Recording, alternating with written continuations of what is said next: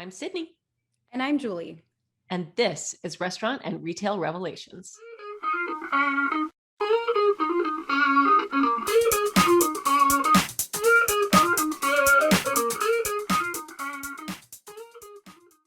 Welcome back to a fresh episode of Restaurant and Retail Revelations. This podcast is sponsored by Revel Systems, provider of the leading cloud-native point of sale on the market. And my co-host and I have the pleasure of chatting with leaders spanning the restaurant and retail verticals. And episode 39 is no different. Today, we're sharing the airwaves with Tim Davies, Chief Operating Officer of Waitrr. So if you haven't heard of Waitrr or taken advantage of their solution yet, they're a QR code ordering and payment solution for restaurants. And we'll explore that in a little bit more detail with Tim.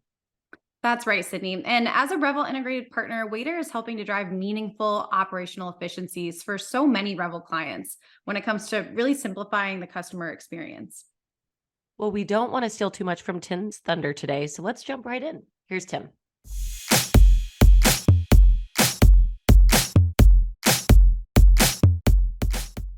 Tim, welcome to the Restaurant and Retail Revelations podcast. We're really excited to have you on the show today.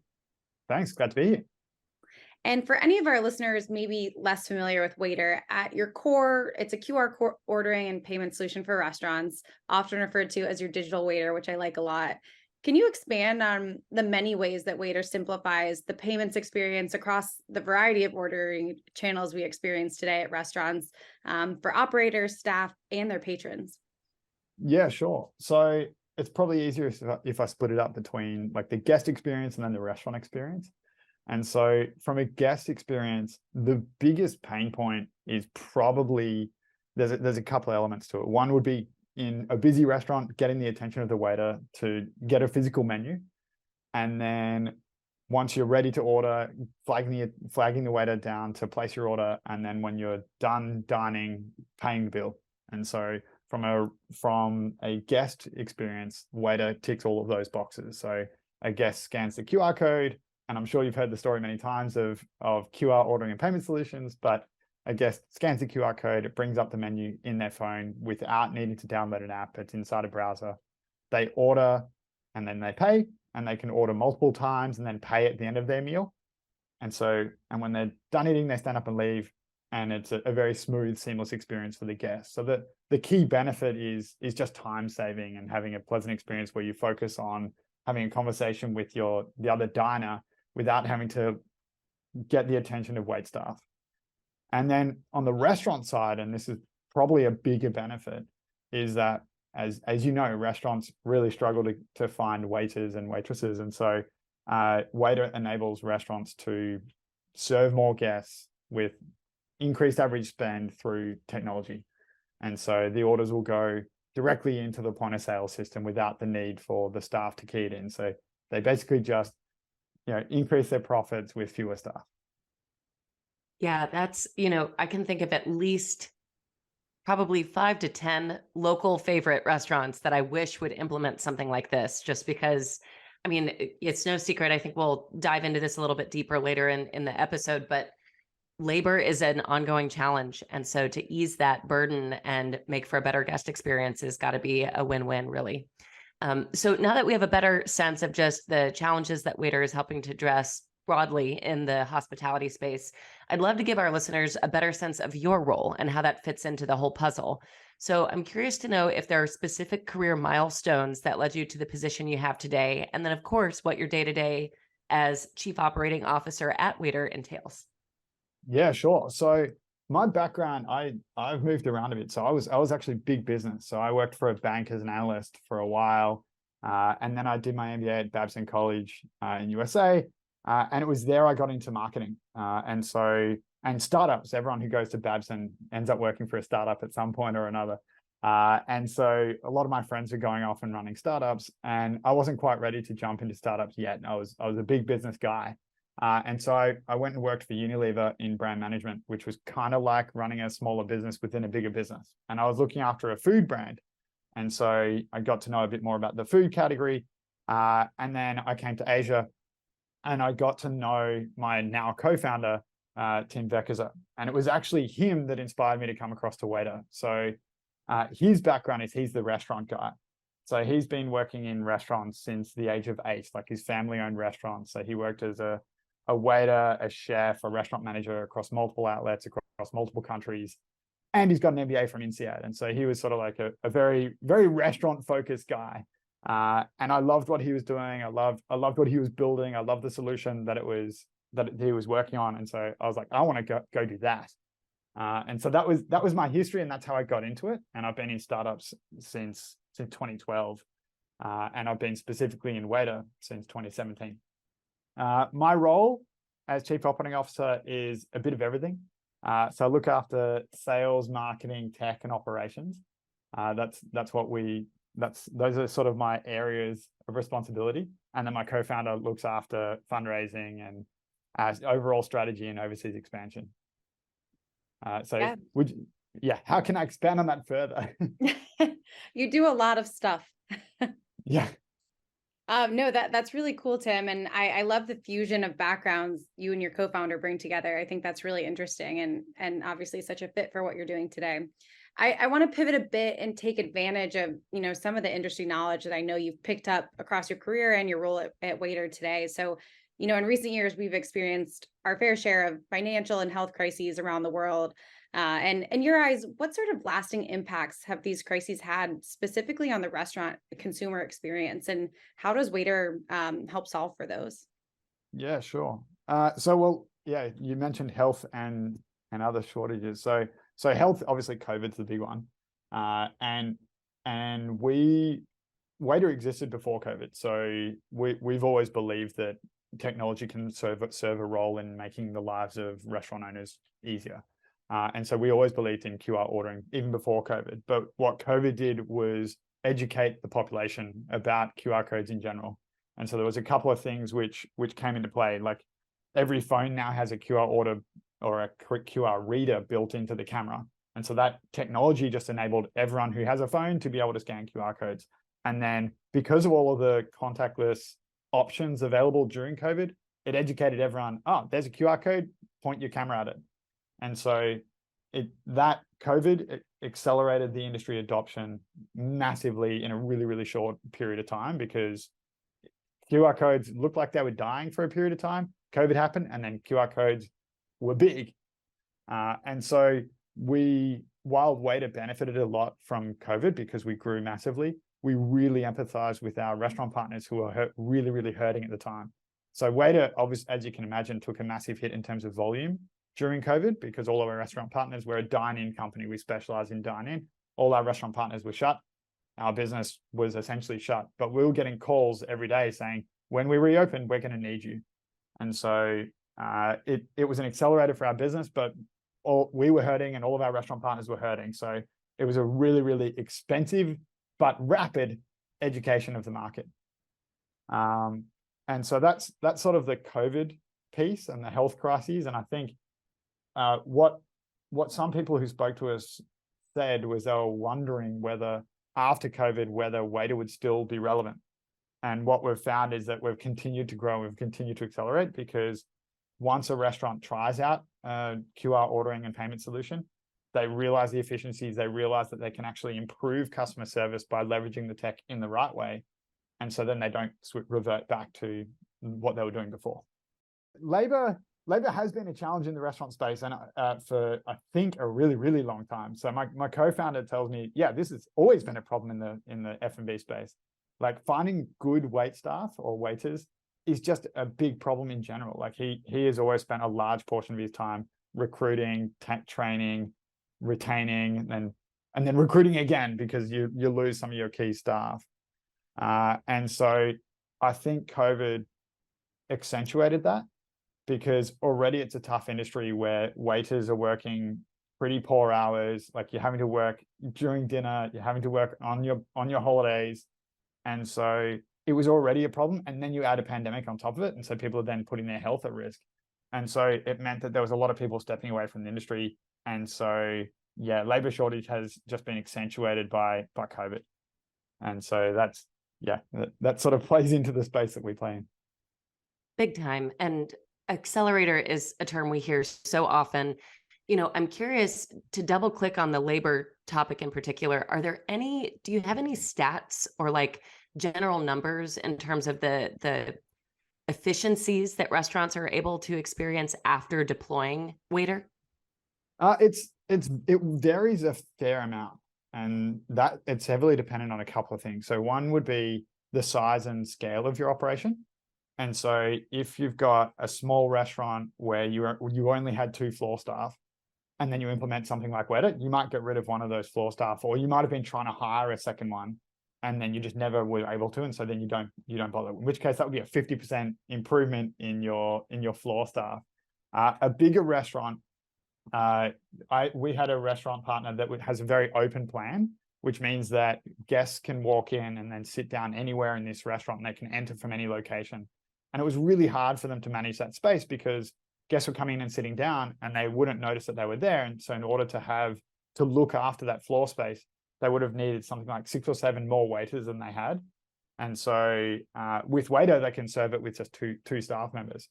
And so it's heavily dependent on the configuration of the restaurant, how many staff you've got. But what we often hear is that restaurants have been able to save or improve their operational efficiency between about 12% and about 30% on average. That's great. I'm sure they'll take that any day.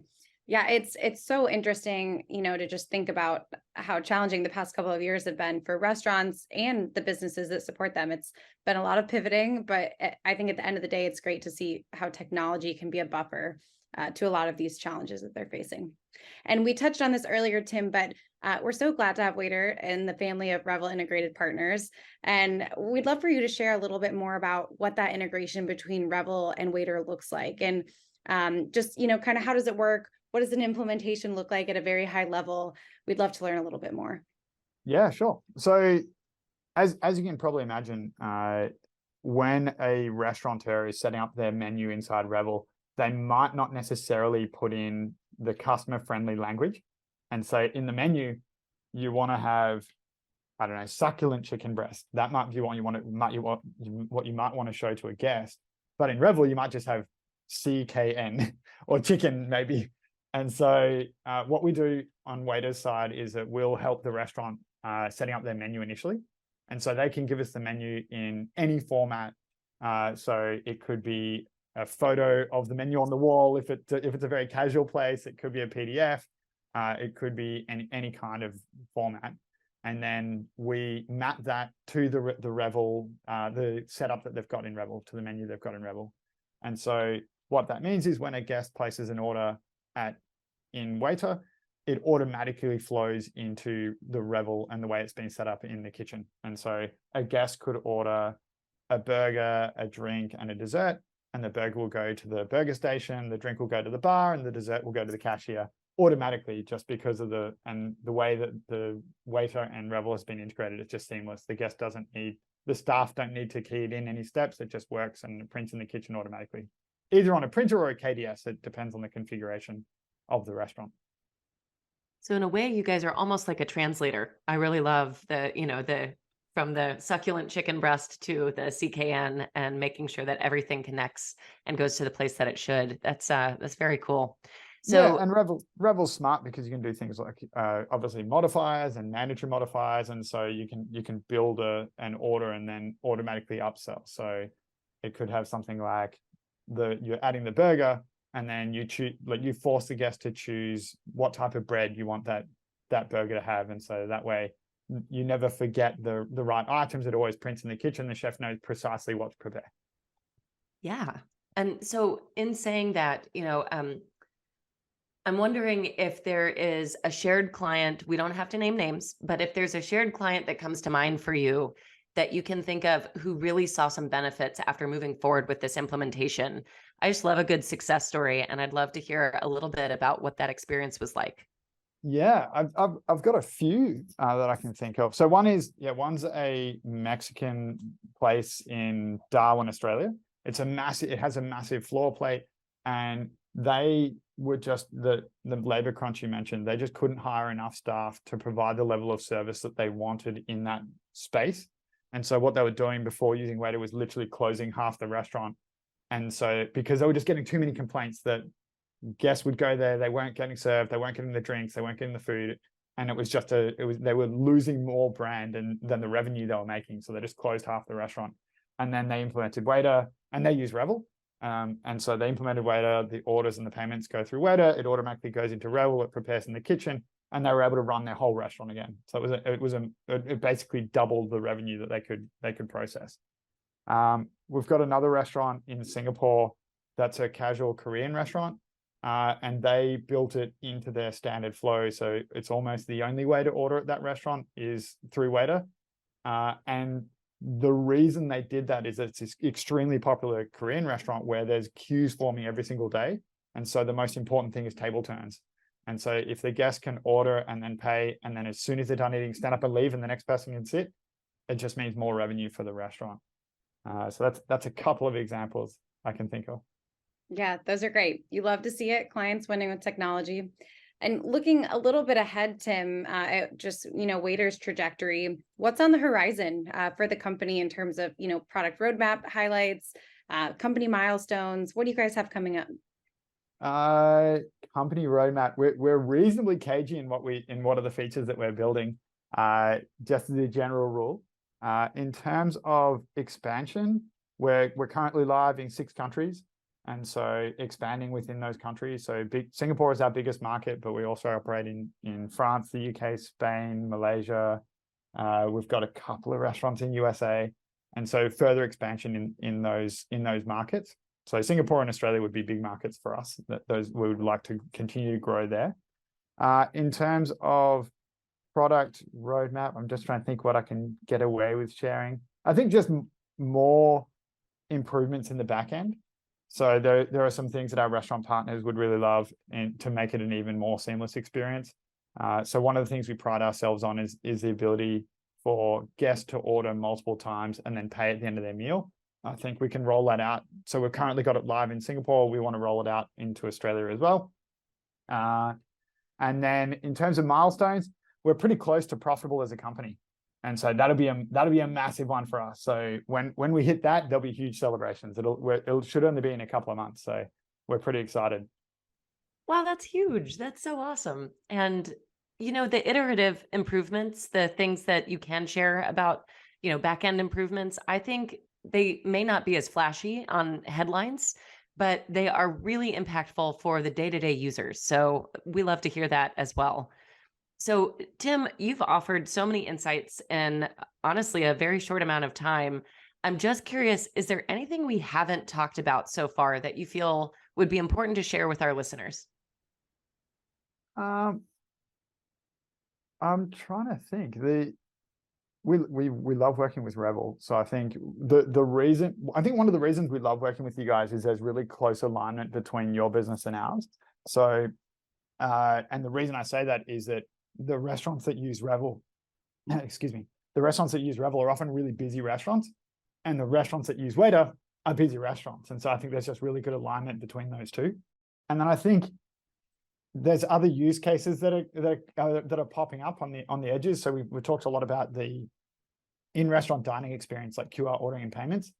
I think there could be use cases in things like now that COVID's easing, things like theaters. So guests can order and pay, collect their food during the breaks. I think there's an opportunity there. Anywhere where there's a big queue and people needing to order, wait, and then pay, they could scan a QR code and then go and collect it and skip the queue. I think that would be really valuable. I think those are probably the key things that I could see. Yeah, those are great additions. And it sounds like there's a lot of opportunity on the horizon for Waitrr. And we're certainly, as your partner, looking forward to growing alongside you guys. And I just want to thank you, Tim, for your time and sharing so much of your expertise today as the Chief Operating Officer at Waitrr. And we really appreciate it. Awesome. Thanks a lot for the opportunity to talk with you guys.